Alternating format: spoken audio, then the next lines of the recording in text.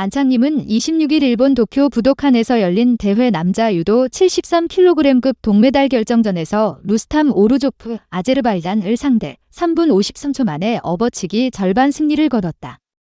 2016 리우 올림픽에서 16강 탈락의 아픔을 겪었던 그는 비록 결승 무대를 밟진 못했으나 유종의 미를 거두며 생애 첫 올림픽 메달을 목에 걸었다. 안창님은 경기 후 믹스트존에서 취재진을 만나 원하는 결과는 아니었지만 후회는 없다며 오늘을 위해 1%라도 능력이 향상될 수 있는 것을 다했다. 다만 준결승 패배는 납득할 수 없다고 소회를 전했다. 이날 경기가 펼쳐진 무도관은 안창님에게도 의미 있는 장소였다. 그는 일본에서 태어나고 자란 제1교포 3세다. 어릴 때부터 유도에 재능을 보였던 그는 2013년 전일본 대학 유도 선수권을 제패하며 이름을 알렸다. 당시 정상에 올랐던 장소가 바로 도쿄 올림픽이 열린 무도관이다.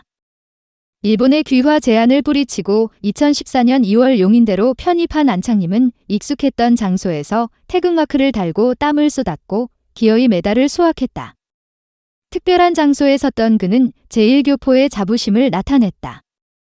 안창님은 모든 정신적인 기반은 제1교포 사회에서 나왔다고 강조한 뒤 많은 분들이 도와주셨다.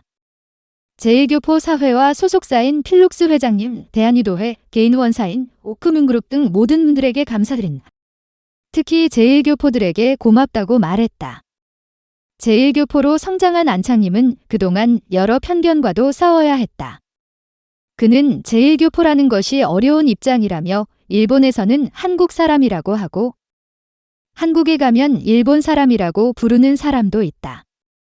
그래도 메달을 따서 조금이라도 제1교포의 입장을 이해해 주시는 분이 생기면 행복할 것이다. 내 모습을 보고 용기 내서 제1교포 운동선수들이 또는 어린아이들이 큰 일을 하면 행복할 것이라고 강조했다. 이날 경기가 펼쳐졌던 무도관에 대한 의미를 묻자 그는 비교적 담담하게 말을 이었다. 안창님은 일본서 유도를 배워서 영광스러운 장소지만 경기에서는 그런 감정을 싹 버렸다. 기계적으로 경기에 집중하고자 했다고 전했다. 조금 민감할 수 있는 귀화에 대한 이야기도 안창님은 망설임이 없었다. 그는 이야기가 잘못 전해진 것이 2014년에 일본 유도회의 권유는 아니었고 당시 대학교 감독님이 귀화를 이야기했다.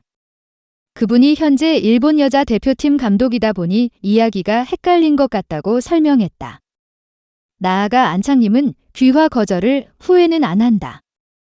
할아버지, 할머니가 생명을 걸고 국적을 지켰다. 그것을 잊을 수 없다. 후회는 없다고 거듭 강조했다. 생애 첫 올림픽 메달을 획득한 안창님은 기쁨과 아쉬움이 동시에 교차하는 표정이었다.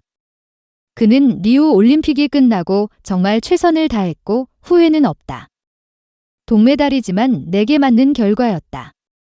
다만 준결승전 패배가 납득은 가지 않는다고 말했다. 안창님은 준결승에서 조지아 선수를 상대로 지도 3개를 받아 반칙패를 했기에 더욱 아쉬움이 남을 수밖에 없었다. 안창님을 지도한 송대남 대표팀 코치는 결과는 받아들여야 하지만 러시아 심판이었기 때문에 라고 입술을 깨물었다. 숙적이자 라이벌인 오노 쇼헤이, 일본와의 맞대결이 무산된 것에 대한 아쉬움에 대해서도 말을 아꼈다. 안창님은 오노를 상대로 6전 전패로 밀렸고 이번 대회 서륙을 노렸지만 아쉽게 다음을 기약해야 했다. 오노는 이번 대회에서 올림픽 금메달을 수확했다. 안창님은 오노를 이기는 것인 목표가 아니었고 올림픽 금메달이 목표였다. 오노와 못해서 아쉽지는 않고 금메달을 못 딴 것이 아쉽다고 말했다. 동메달을 땄지만 승부욕이 불타는 안창님이다. 그는 시상대의 올림픽 무대에서 태극기가 올라가는 소감을 묻자 주저없이 정상, 금메달이 아니기 때문에 별 감정이 없을 것이라고 했다. 마지막으로 안창님은 그를 항상 지지해준 가족들을 향한 고마움도 잊지 않았다. 그는 부모님께서 하고 싶은 것을 다 시켜주셨다면서 오늘 결과는 원하는 대로 안 나왔지만 가족들에게 정말 감사드린다고 말했다. 안창님은 아직 단체전이 남았다며 그것까지 잘 마무리하겠다고 각오를 다졌다.